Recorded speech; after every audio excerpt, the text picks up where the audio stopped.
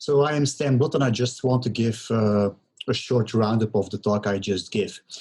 So it's important to understand the pathogenic mechanism behind intubation-associated pneumonia, which is the accumulation of subglottic secretions above the endotracheal tube cuff. And these secretions might sneak into the deeper airways through microaspiration. So the idea behind using an antiseptic such as chlorhexidine in the prevention of intubation-associated pneumonia is to clean the oral cavity so that the microbial burden in the secretions that go into the deeper airways through the microaspiration is lower than when you should not use an antiseptic in your oral care provision. So a lot of studies, a lot of randomized controlled trials have been conducted comparing chlorhexidine oral care versus standard oral care in the prevention of nosocomial pneumonia. And most of these studies actually demonstrated a slight benefit in terms of pneumonia reduction.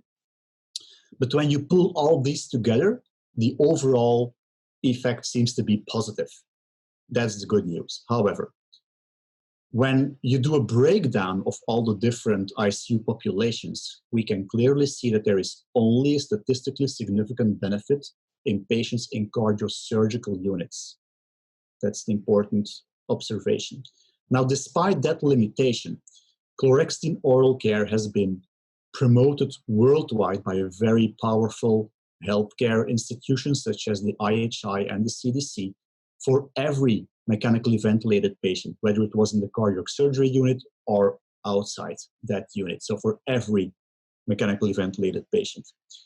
And what we saw in clinical practice is that just for convenience sake, chlorhexidine oral care is also used in non-ventilated patients, just because of this idea like, well, perhaps there is not really a benefit, but it will not harm the patient as well. So we saw that chlorhexidine oral care has been used massively all over the world in ICUs. But in 2014, things started to turn because another meta-analysis demonstrated that there was a trend towards increased mortality in the RCTs in which patients were exposed to chlorhexidine oral care. And another meta-analysis in which all specialized units were excluded, so cardiac surgery was excluded, transplant patients were excluded, demonstrated a significant risk of mortality in patients exposed to chlorhexidine oral care. And a few years later, for the first time, an international guideline supported by several infectious diseases societies and critical care societies said, like, when it comes to chlorhexidine oral care in the prevention of pneumonia, we give no recommendation anymore. So there was no recommendation against its use, but there was clearly a statement in that guideline like, we do not know what it is, but there is a chance that there might be something wrong with this product. So no recommendation anymore. Now in 2018, we published a study on the impact of chlorhexidine oral care on mortality hospital-wide, so also outside the ICU, because chlorhexidine oral care is also used outside the ICU as well. And there were no data and literature whatsoever.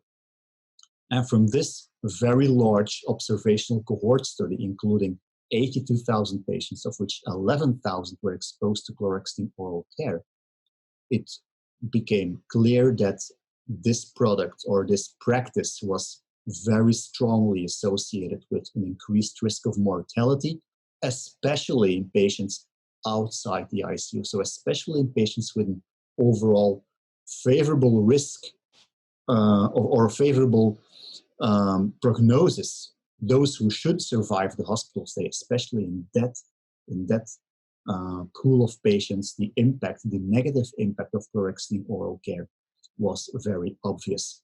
And together with the meta-analysis that also demonstrated like a trend towards increased mortality, this study really incited a reconsideration of this practice. And I think that we should clearly think about for which patient this product or this practice should be used.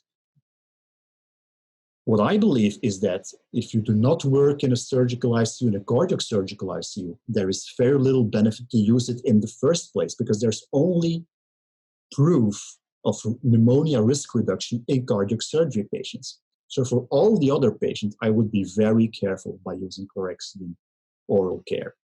What can you do in the other place? Well, you can opt for another antiseptic, for example, povidone iodine, albeit personally, I'm not convinced that you per se need an antiseptic for oral care in an ICU patient.